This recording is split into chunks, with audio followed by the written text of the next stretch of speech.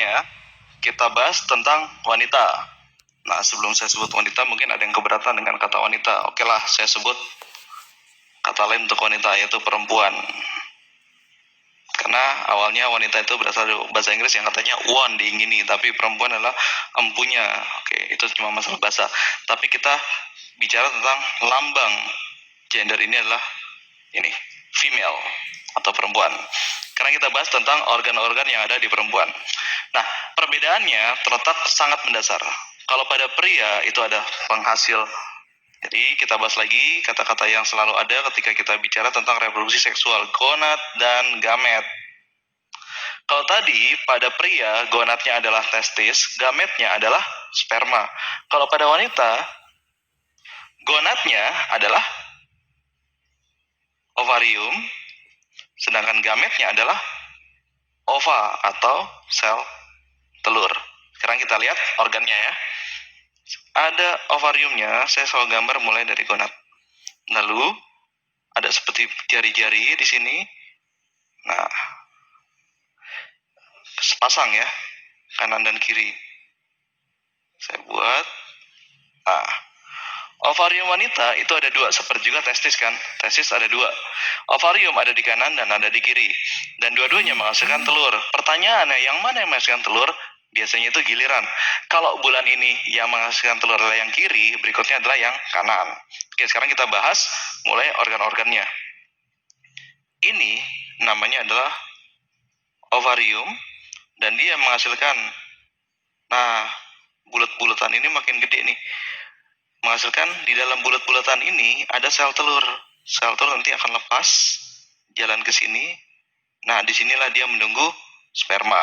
Jadi sel telur saya gambar di sini, saya pakai bahasa Latinnya ya, ova atau telur. Nah, sekarang misalnya kita misalkan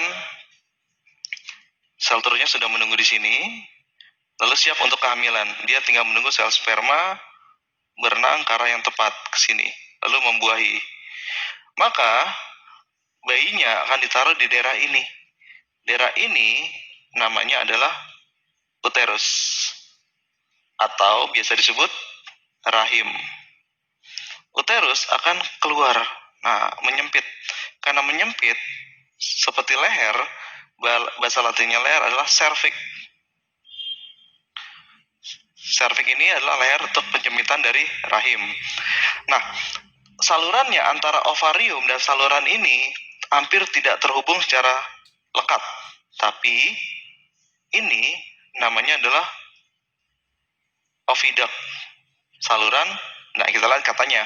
Ovi ini berasal dari kata-kata ova atau telur. Duct itu artinya ada saluran. Jadi oviduct artinya adalah saluran untuk telur. Sedangkan biasa disebut juga oviduct tuba fallopi. Oke, sekarang sudah jelas bahwa organ-organ wanita itu sebenarnya lebih sederhana dibandingkan laki-laki. Tapi prosesnya tidak menjadi lebih sederhana. Kenapa? Nah, sekarang kita lihat cara pembentukan dari sel telur itu sendiri. Kita mulai dari atas. Ini ada sel. Nah, seperti biasa kan, saya selalu mulai dengan kata-kata gonium yang artinya adalah awal. Karena kita bicara tentang telur, kita bicara tentang ova, berarti ovagonium. Agak diperkecil kata-katanya. Oogonium. Sama aja kan dengan tadi. Turun ke bawah, kalau tadi adalah spermatosit, dia akan membelah jadi dua kan. Kalau tadi adalah spermatosit, sekarang kita bicara tentang oosit. Apa? Primer. Betul. Nih, satu. Turun ke bawah lagi, dia mulai membelah. Jadi karena membelah, saya hapus. Satu, dua. Tadi primer, sekarang oosit sekunder. Nah, sekarang inilah kuncinya, perbedaan antara sperma dan telur. Kalau sperma dari satu sel menjadi 4 sel kan, karena pembelahannya 2 kali. 1 menjadi 2, 2 menjadi 4. Pada sel telur tidak seperti itu. Jadi ketika dia menjadi ovum atau telur, Ini kan membelah jadi 2 kan? Nah, ini juga membelah jadi 2 kan? Ini satu, satunya itu gede banget. Inilah yang menjadi dinamakan sel telur. Nah, 3-nya ngapain? 3-nya akan jadi badan kutub. Badan kutub ini pada manusia hampir tidak bisa digunakan untuk reproduksi. Kalau pada tumbuhan dia masih berfungsi untuk cadangan makanan, untuk jadi antipoda, tapi pada manusia inilah yang akan dibuahi oleh si sperma itu. Jadi yang lepas dari ovarium ini lalu ditangkap oleh tuba falopi dan menunggu di daerah ini adalah si satu ini aja. Karena itu jumlah telur oleh wanita cuma dihasilkan 1 dalam tiap bulannya. Ingat, yang jadi ini cuma 1. Sedangkan kalau kita ulang lagi pada pria, jumlah sperma yang dihasilkan pada pria, bayangkan. Saya coba review lagi yang atas. Di sini nih, yang waktu kita bicara tentang sperma, berapa jumlahnya spermatid dan spermatozoa ini? Ini jumlahnya 5 juta per mililiter. Sedangkan wanita yang di sini nih cuma 1. Nah, oke. Jadi itu pembahasan saya tentang sistem reproduksi pada wanita. Nah, sebetulnya ada yang belum saya bahas, yaitu tentang siklus menstruasi. Tapi siklus menstruasi ini akan saya bahas bersamaan dengan fungsi-fungsi hormon pada wanita dan pria. Dan kebanyakan karena pada wanita itu lebih rumit, saya katakan kan, lebih rumit sistemnya, bagaimana dia bereproduksi, bagaimana dia bersiklus. Oh ya, satu lagi yang saya belum tulis di sini. Tadi kan saya bilang kan kalau telur itu diselubungi oleh suatu lapisan. Ini baru dia keluar. Lapisan ini namanya ini follicle.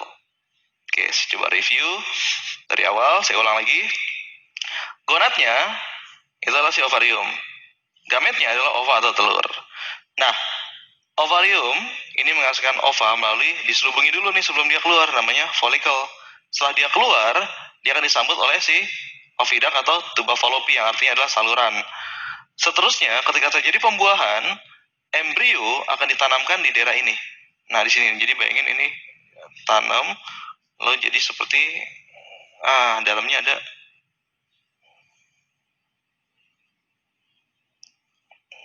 walaupun tidak mirip tapi seperti inilah. Nah, nama tempat menaruh bayi itu adalah rahim atau uterus. Ada penyempitan di bawah ini supaya mencegah banyak sperma yang masuk atau mencegah ini turun ke bawah secara langsung akibat gravitasi. Namanya adalah cervix atau leher rahim. Berikutnya, ini udah jelaskan tadi, saya jelaskan gonium itu arti awal, oosit primer itu pertama kali dia membelah, oosit sekunder, lalu yang paling penting adalah ovumnya hanya jadi 1, yang ini nih. Selebihnya jadi badan kutub. Oke, jadi jelas penjelasan saya tentang organ reproduksi dan fungsi-fungsinya pada wanita. Selanjutnya kita akan membahas tentang hormon-hormon yang bertanggung jawab terhadap reproduksi seksual pada manusia. Oke, itu cukup sampai di sini.